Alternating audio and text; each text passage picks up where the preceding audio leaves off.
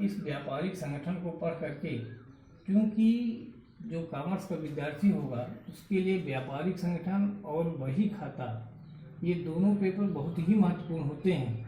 इन दोनों के बिना एक चीज़ अधूरा होता है। वास्तव में अगर कहा जाए तो पहले हम व्यापार यानी व्यापारिक संगठन को पढ़ते हैं। जब व्यापार हमारा संचालित हो जाता है तब उसके बाद हमको अकाउंट यानी बही खाते की आवश्यकता पड़ती है, इसलिए महत्वपूर्ण पेपर हो जाता है। इसके अंतर्गत कक्षा 12 में पहला भाग जो है वो व्यापार, संगठन और प्रबंध, इन तीनों चीज़ों को हमको पढ़ना है और देखना है। पहला शब्द है व्यापार।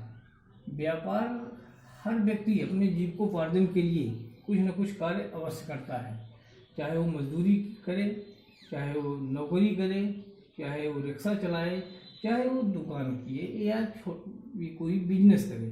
बिजनेस छोटा बड़ा किसी भी प्रकार का हो सकता है।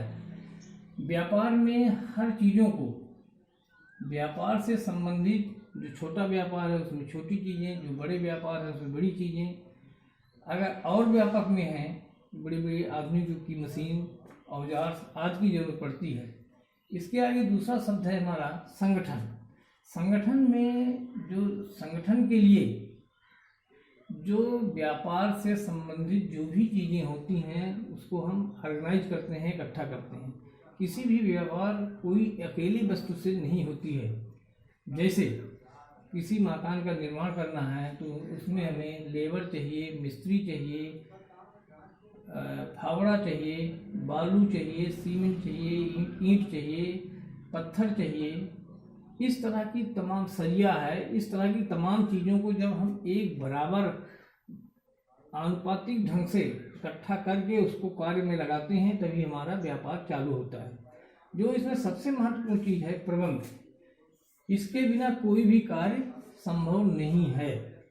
प्रबंध को करने वाला व्यक्ति प्रबंधक कहलाता है, यानी उस कंपनी का जो भी प्रबंधक होगा, जो भी मैनेजर होगा, इन सारी चीज़ों को, जो व्यापार से संबंधित जो भी सामान है, कहाँ से लाना है, कितना लाना है, सारी चीज़ों को इकट्ठा करना, सारी चीज़ों को सही अनुपात में लगाना होता है।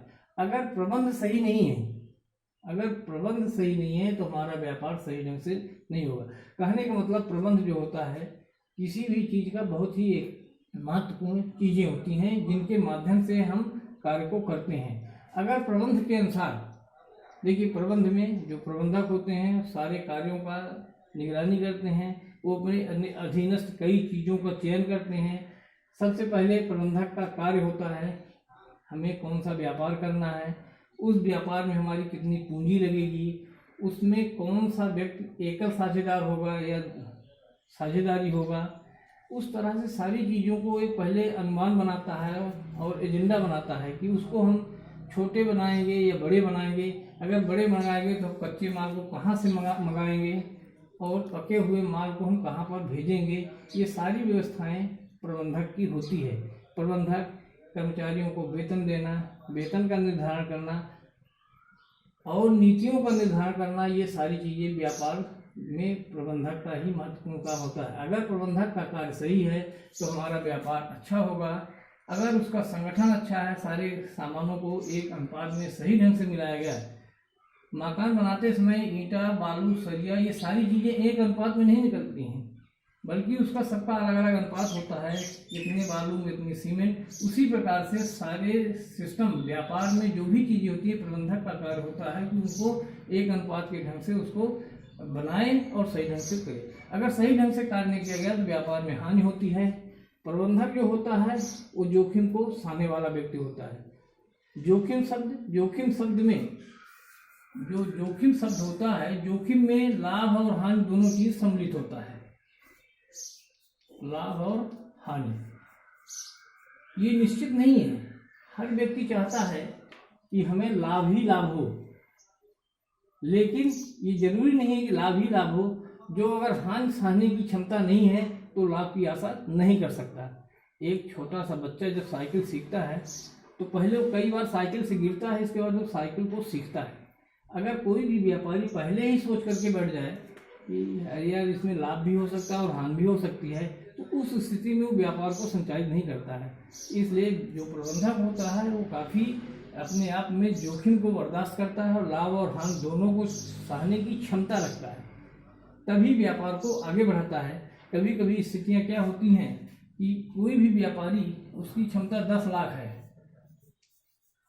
लेकिन पता चला कि वो 15 लाख रुपए लगा दिया और व्यापार में हानि हो गई। तो पता चला कि वो प्रबंधक जो है वो बीमार पड़ जाता है सोच में। कहने का मतलब जो हमारी क्षमता है उसी क्षमता के अनुसार हमें कार्य करके जोखिम को बर्दाश्त करना चाहिए, नहीं तो हमें व्यापार में लाभ और हानि दोनों चीज़ों की संभावना बनी होती है। अगर कक्षा 11 में बच्चा पढ़ रहा है, उसको जुलाई में ही पता चल जाए कि हम चाहे जितना मेहनत करें हमें फेल हो जाना है, तो साल भर नहीं पढ़ेगा, भले वो अंतिम में फेल ही हो जाए, लेकिन उसको ये चीज़ पता होता है। जोखिम जो होता है वो अंतिम में ही बाद में पता चलता है कि हमें लाभ हुआ या हानि हुई। या उसको जुलाई में ये बता दिया जाए कि हम पास ही हो जाएंगे, फेल नहीं होंगे, तो कभी नहीं पढ़ेगा। इसलिए उसी प्रकार प्रबंधक को भी है कि वो कार्य को करता है और कार्य करने के बाद अंतिम समय में उसको ये पता चलता है कि हम लाभ में जा रहे हैं या हानि में जा रहे हैं। अगर वो लाभ में जा रहा है तो व्यापार को और आगे बढ़ाएगा, अगर हानि में जा रहा है तो उसी पर वो धीमा हो जाएगा।